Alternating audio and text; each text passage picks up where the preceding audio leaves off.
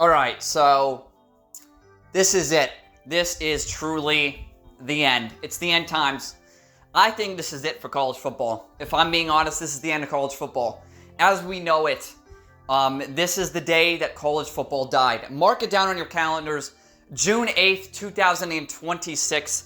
College football means nothing anymore. This sport is dead. And there is no longer a point in watching it.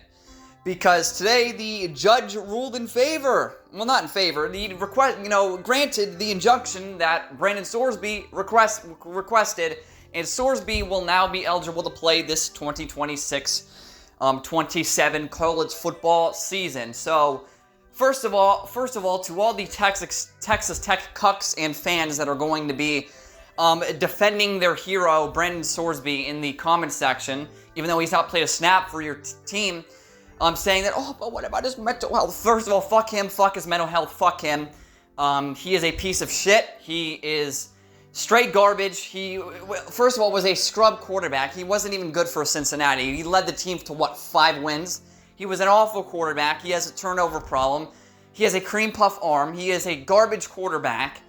And I hope when he plays, he gets exposed badly, and you guys are going to find out that Hammond is actually a better quarterback than this fucking piece of shit. Nobody who has bet on games that their own team is played in whatever sport should be allowed to ever play in that sport again. Pete Rose learned that the hard way in 1990-something when he was banned from baseball, or 1980, whatever the fuck it was. When he was banned for life from baseball, and even banned from being in the Baseball Hall of Fame. And now that he has, passed away, that he is gone, now they're probably going to vote him into the Hall of Fame because he's been ruled eligible. So for Brendan Sorsby's case, he should never be allowed to play another snap in any league anywhere. He should never be allowed to be around athletics, right? And his bank account should be constantly monitored by the Federal Bureau of Investigation. I mean, the FBI needs to be on this guy, because if you're going to be gambling on your own team 900 fucking times, then you're not a fucking first of all, you're not trustworthy. There's no way you're trustworthy. You're willing to do that when you're on a D1 college football team. And by the way, Cincinnati isn't escaping this. They were tipped off. They knew that he was a degenerate gambler that gambled on games and that gambled on other sports as well, which I haven't even mentioned. Not only has he gambled on his own team, for his own team, he gambled on other sports as well and other athletic events as well, which is even worse when you look at the bigger picture of this situation. Cincinnati, they knew. They knew he was gambling. They knew he was betting, and they did nothing. They took no precautions. They didn't tell him, listen, we know about your addiction, your sick gambling addiction. We're going to get you some help, because clearly you need it. No, they just let him go out there, play on the field, and be the most mid-quarterback in the whole fucking conference. And he gets glazed because, oh my God, Cincinnati sucks and he looked really good. No, he sucks, all right? And I actually now do hope he plays. I'm not hoping that there's some overrulement or the NCAA steps in, because I want to see what happens to this kid. He's going to get exposed. This kid is a fucking scrub. And Texas Tech cucks, you guys are going to find out the hard fucking way that this fucking guy is a scrub. And he deserves, listen, guys like Sorsby ruin sports. Because this guy has no integrity, no respect for the game, no respect for athletics or competition or competitiveness. And he's allowed to play. Because some fucking judge in some district court in Texas, who is clearly a Texas Tech fan and cuck. I mean, it's it's beyond me. Why the fuck's this guy allowed to play football? He should be banned for life from this sport. He should be banned for life from athletic competition. Why are we allowing this dude to continue to play, knowing what we know? By the way, Texas Tech should face the worst consequences for this. I am seriously starting to believe this team, this program should get a death penalty, because knowing what you know now about what this degen has done, how can you put him on that football field how could you do that? How could you do that? You're just going to throw away the whole moral and ethical code of football and of competition, of sports, to play this guy who was mid at Cincinnati, a garbage program, who has done nothing in like 3 to 4 years since Luke Fickell and all them elite players they had in 21 when they made the college football playoffs in the 4-team format, by the way. They haven't done a thing since. They've been horrendous. They have been terrible. And he led them to the best record they've had since that playoff season. And everyone's glazing him like he's one of the top 10 quarterbacks in college. He sucks. He's garbage. And once again, whatever happens to him on that football field, I don't give a fuck anymore. And once again, people are going to think, genuinely believe I'm wishing injury on him. If you want to think that, go ahead. But once again, whatever is going to happen to him is going to happen to him. And no one's going to feel bad, right? And a lot of people say, oh, why you're wishing this kid injury? Oh, he made a mistake. You know, he's only human. No, he knew what he was doing. He did it for a elongated period of time. I'm pretty sure he was betting with Cincinnati as well, so his addiction didn't magically fucking go away. So once again, whatever happens to this kid is going to happen to him, right? Because these players in the Big 12 that are going to play up against him this year, if he does play on the field, which he shouldn't, but he will, because Texas Tech is a bunch of cucks, and their fans are also cucks for defending this program, and that fucking ruling that dumb Texas cuck fan judge made.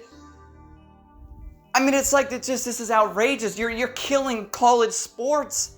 There's no ethics left. There's no anything left. There's no integrity of the game, of the sport, of the spirit of competitiveness and competition left at all. We're done. And I've seen rumblings that some athletic directors from some other conferences and even the Big 12 might outright refuse to play Tech this year. And I say, good, don't play Texas cuck. Don't play them. Say, we refuse. If this gambling degen scrub is on that football field, we will refuse to play. Because this guy is a straight cancer to the sport. And we don't want to be associated with that clown. That's what the ADs in the Big 12 should say. If we have to play that little scrub cream puff clown who gambles on his own team, bets on his own team, and bets on other sports when he's a collegiate Division I athlete, playing at a Division I program, quarterback, unless the leadership spot of the offense of your team, if he is allowed to play, we will refuse to play, and there's not a dang thing you can do about it. We ain't playing that cream puff fucking scrub because of what he did. And once again, Cincinnati, you guys need a penalty as well. Like, Cincinnati should get a 5-year postseason ban because they knew, they were tipped off, they knew.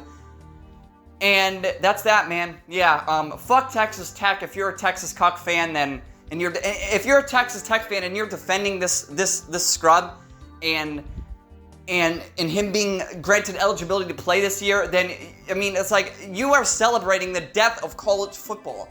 Do you not know what this means for college sports and athletics? This is it. It's over. Nothing will ever be the same anymore after this. Do you realize the damage this does to college sports and college football as a whole at every single level? This does irreparable damage.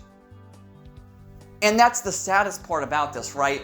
Is that this could have been different. We could have had a different outcome. This guy could have been banned for life from college athletics.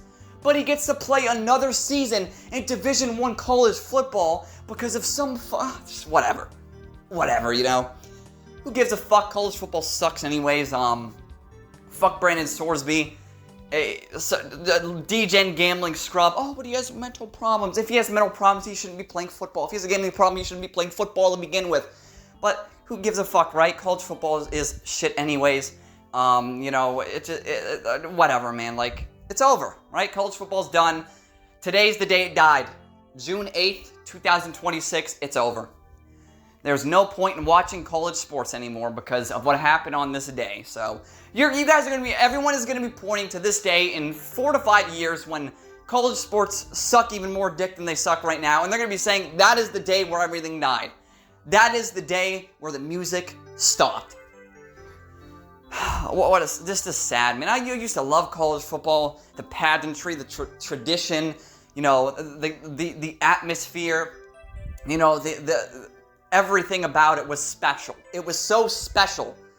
and it's been ruined. It has been completely, utterly fucked by some tard who's a fucking judge. By the way, that guy should never be a judge in any case again. That motherfucker's pathetic.